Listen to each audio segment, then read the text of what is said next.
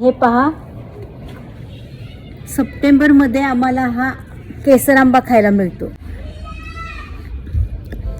नमस्कार.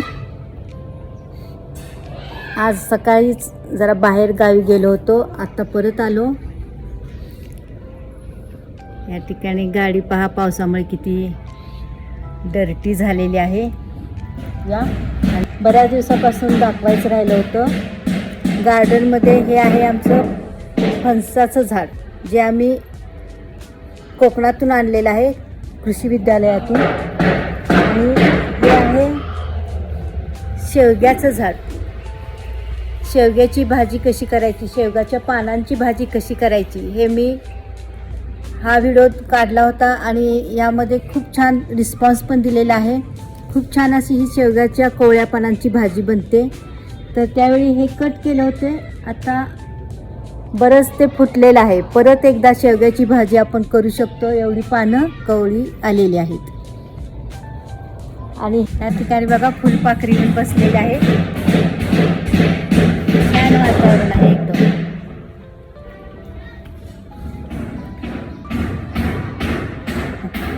कॅमेरामध्ये दिसला का नाही माहीत नाही, परंतु फुलपाखरे ह्या ठिकाणी फिरायला लागलेत मस्त. आणि हा पहा आंबा, केसर आंबा. हा आंबा सप्टेंबरमध्ये आम्हाला खायला मिळतो. आमच्या झाडाला इतका लेट आंबा येतो. बघा बरेच आंबे लागलेले आहेत आता सध्या. हे विशेष आहे आमच्या आंब्याच्या झाडाचं, सप्टेंबरमध्ये आम्ही हा आंबा खाऊ शकतो. आणि हे आहे चिक्कूचं झाड. चिक्कू थोडे छोटे छोटे लागून गेलेत एकदा. हे हापूस आंब्याचं झाड आहे. हा हापूस आंबा सीझनमध्येच येतो. नंतर ह्या ठिकाणी जाई जुई, मोगरा, जास्वंद, हे जांभळाचं झाड आहे. छानसं वाढीला लागले. ह्याला कट केलं होतं, परत वाढलेलं आहे. आणि हे नारळाचं झाड आहे, पाण्याचा नारळ, म्हणजे त्याचं पाणी आपण पिऊ शकतो. हे पण छान मोठं झालेलं आहे आणि छानसा असा तो वास सुटलेला आहे. हे सोनचाफ्याचं झाड आहे. फुलं दिसत असतील तुम्हाला.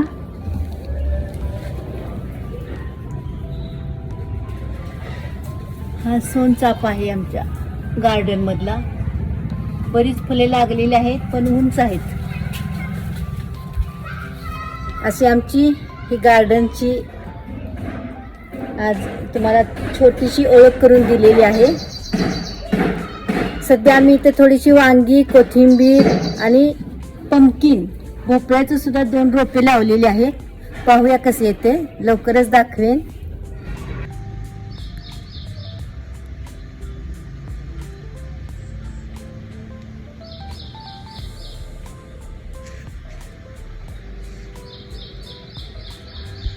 नमस्कार सर्वांना.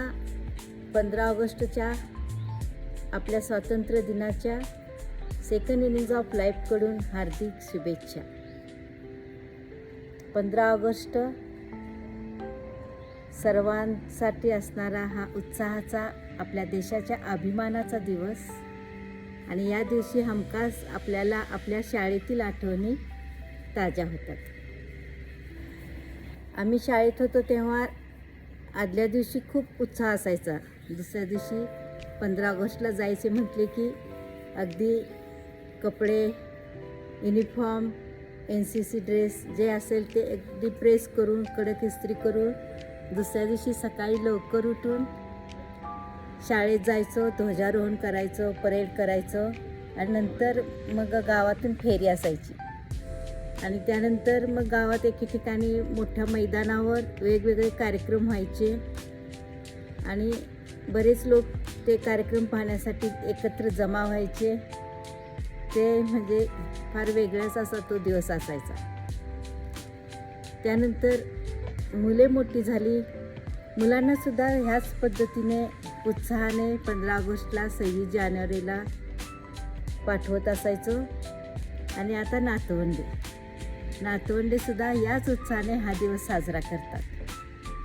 आज नातवंडाचा शाळेमध्ये असणारा परफॉर्मन्स पाहिला आणि मनात विचार आला, काळ बदलला, पिढी बदलली, परंतु या दिवसाचा उत्साह, देशाचा अभिमान तसाच आहे आणि नेहमी असाच राहणार आहे. आणि या निमित्तानेच हा छोटासा तुमच्याशी संवाद साधण्याचा प्रयत्न केला आहे. आणि आपल्या त्याबरोबरच गार्डनची थोडीशी या ठिकाणी मी ओळख करून देणार आहे. काल या ठिकाणी आम्ही अंगणात लावलेल्या काही झाडांची मी माहिती दिलेली आहे आणि थोडी झाडे अजून शिल्लक आहेत, तर ते सुद्धा दाखवण्याचा आज प्रयत्न करणार आहे. कारण झाडे लावणे, झाडे वाढवणे हे सुद्धा देशासाठी केलेली एक सेवाच आहे. झाडांचं संवर्धन आपणाला केलंच पाहिजे. पुढच्या पिढीसाठी आपला हिरवागार देश आपणास जतन करून ठेवायचा आहे. आवडल्यास नक्की लाईक करा आणि असे छोटे छोटे क्षण आपल्या सेकंड इनिंग्जमधले तुमच्याशी शेअर करताना आम्हाला खूप आनंद होतो आहे. आणि असे क्षण पाहताना तुम्हालासुद्धा आनंद होत असेल तर आपला हा सेकंड इनिंग्ज ऑफ लाईफ हा चॅनल नक्की सबस्क्राईब करा. नंतर ह्या आंब्याच्या शेजारीच हे सीताफळाचं पण झाड आहे. सीताफळं आता लागलेली आहेत थोडी.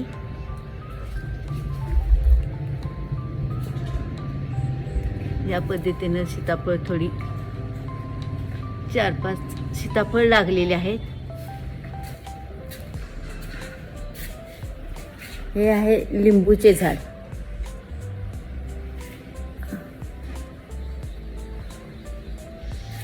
लिंबू आता 2-4 दिवसापूर्वीच लिंबू काढलेले आहेत. मोठे मोठे लिंबू, छोटे छोटे लिंबू दिसत असतील तुम्हाला थोडे.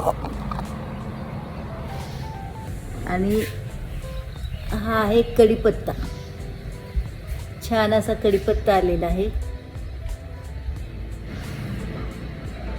कढीपत्ता पण मोठा झालेला आहे चांगला. आणि कढीपत्त्याची चटणीचा व्हिडिओसुद्धा आपल्या चॅनलवरती अपलोड आहे. खूप हेल्दी अशी रेसिपी आहे आणि सोपी आहे, नक्की पहा. आणि हे आहे पेरूचं झाड. पेरू आहेत छोटे छोटे लागलेले. रोज मिस्टर वॉकिंग करून आल्यानंतर ह्यातले पेरू काढण्याचं काम चालू असतं त्यांचे. रोज 4-5 तरी पेरू निघतातच. आणि हे आहे कडीलिंबाचे झाड. कडीलिंब